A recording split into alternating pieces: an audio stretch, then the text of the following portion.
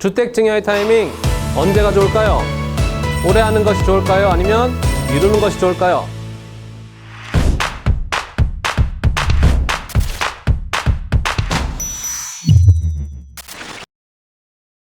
안녕하세요. 상속증여연구소 조정익 세무사입니다. 2018년 다주택자에 대한 규제가 강화된 이래로 주택의 증여는 해마다 꾸준히 증가해 왔습니다. 다주택자에 대한 보유세를 피하는 목적으로 또는 자력으로 집을 구하기 힘든 자녀들을 위해 증여하는 경우가 많았었죠. 하지만 최근 부동산원 통계에 따르면 해마다 늘어나던 주택의 증여가 올해 들어 부동산 시장의 분위기가 바뀌면서 줄어들고 있는 것으로 나타났습니다. 이런 와중에 주택의 증여 시점에 대해 두 가지 의견이 대립하고 있습니다. 첫 번째 의견은 올해 부동산 시장이 하락세이니 좀 기다렸다가 가격이 좀 더 내려가면 그때 증여하는 것이 좋다는 의견이고, 두 번째 의견은 2023년부터 양도소득세 2월과세에 대한 세법 개정이 있을 예정이니 올해 안에 미리 증여하는 것이 좋다는 의견입니다.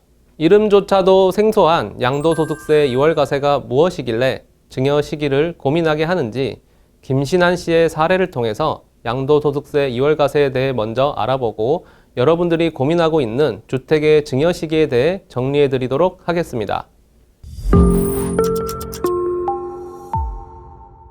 김신한 씨는 3억 원에 취득했던 부동산이 최근 많이 올라 현재 시가로 6억 원이 되었습니다.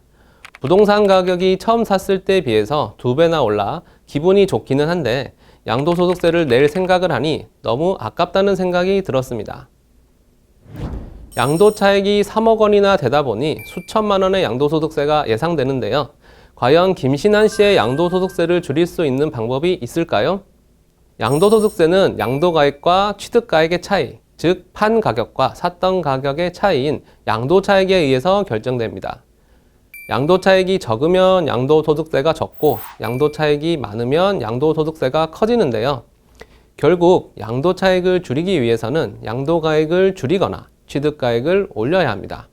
하지만 이것이 가능할까요? 먼저 양도가액부터 보겠습니다. 양도가액을 줄이는 단순한 방법이 있습니다. 첫 번째 방법은 바로 싸게 파는 것입니다. 하지만 세금 내는 것이 아까워서 제값을 받지 않고 파는 사람은 없을 것입니다. 두 번째 방법은 다운계약서를 쓰는 방법입니다. 하지만 이것은 명백한 탈세이고 불법이므로 절대 해서는 안 되는 행위입니다. 결론적으로 말씀드리면 사실상 양도가액을 합법적으로 줄이는 방법은 없다고 보셔야 합니다. 그렇다면 취득가액을 올리는 방법은 있을까요? 취득가액은 내가 과거에 이미 샀던 가격입니다. 그걸 이제 와서 바꿀 수가 없는 것입니다. 때문에 취득금액 역시 조절하기가 어렵습니다. 하지만 이 부동산을 배우자에게 증여한다면 어떨까요? 김신한 씨는 양도소득세를 줄이기 위해서 배우자에게 6억 원 상당의 부동산을 증여합니다. 증여를 하게 되면 증여받는 배우자의 취득금액은 지금 현재 기준의 시가가 됩니다. 따라서 배우자의 취득금액은 6억 원이 되는 것이죠. 이 경우처럼 김신한 씨가 배우자에게 증여한다면 배우자에 대한 증여재산 공제 한도와 부동산의 가치가 6억 원으로 같기 때문에 김신한 씨의 배우자는 증여세를 전혀 부담하지 않고 증여받을 수 있습니다. 이렇게 증여받은 배우자가 타인에게 이 주택을 6억 원에 양도하게 되면 취득금액 6억 원, 양도가액 6억 원으로 양도차익이 없게 되는 것이죠. 이러면 양도소득세도 없겠죠. 그런데 과연 그럴까요? 세법은 이러한 것을 허용하지 않습니다. 이렇게 증여 후 양도를 이용해서 양도소득세를 절감하는 것을 막기 위해서 적용되는 것이 바로 2월과세입니다. 증여를 받은 후 일정 기간 내에 양도를 하게 되면 증여받았던 금액을 취득금액으로 하는 것이 아니라 증여를 한 사람의 취득가액으로 양도소득세를 계산하게 하는 것이 2월과세 제도입니다. 현재 2월과세의 적용기간은 5년입니다. 김신한 씨의 배우자의 경우 6억 원 상당의 부동산을 증여로 취득한 후 매수자에게 6억 원에 양도하는 거라 양도차익이 당연히 없을 것이라고 생각했을 것입니다. 하지만 증여 후 언제 양도하느냐에 따라 그 시점에 따라 완전히 결과가 달라지게 되는 것이죠. 증여 후 5년이 경과하지 않고 양도한 거라면 양도소득세를 계산할 때는 3억 원에 취득해서 6억 원에 양도한 것으로 보아 양도차익 3억에 대해 양도소득세를 부담해야 합니다. 하지만 양도 시점이 2월과세 적용 기간인 5년이 지난 후라면 취득금액이 6억 원으로 적용되어 양도 차익이 발생하지 않아 양도소득세를 내지 않아도 되는 것입니다. 올해까지는 이 2월과세를 적용하는 기간이 5년입니다. 따라서 올해 증여 후 5년을 기다리고 그 이후에 양도한다면 2월과세가 적용되지 않는 것입니다. 그런데 문제는 2023년 세법 개정안에서 2월과세 적용 기간을 5년에서 10년으로 변경을 예고한 것입니다. 따라서 내년부터는 2월과세 적용을 피하려면 증여 후 10년을 기다렸다가 양도를 해야 합니다. 결국 올해 증여를 해야 할지 말지에 대한 결정은 2월과세 적용 기간을 5년으로 할 것인지 10년으로 할 것인지에 대한 결정이라고도 볼 수 있습니다. 따라서 2월과세에 대한 세법 개정을 생각한다면 올해 증여하는 것이 더 낫습니다.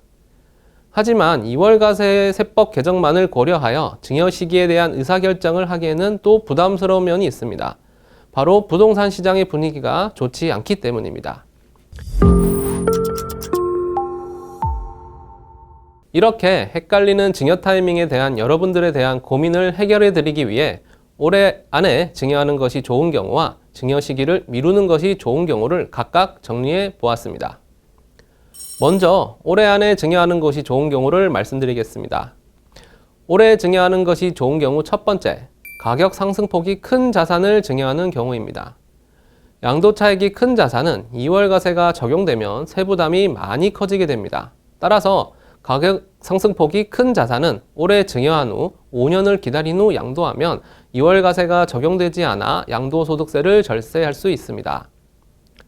올해 증여하는 것이 좋은 경우 두 번째, 장기적으로 보유하지 않을 자산을 증여하는 경우입니다.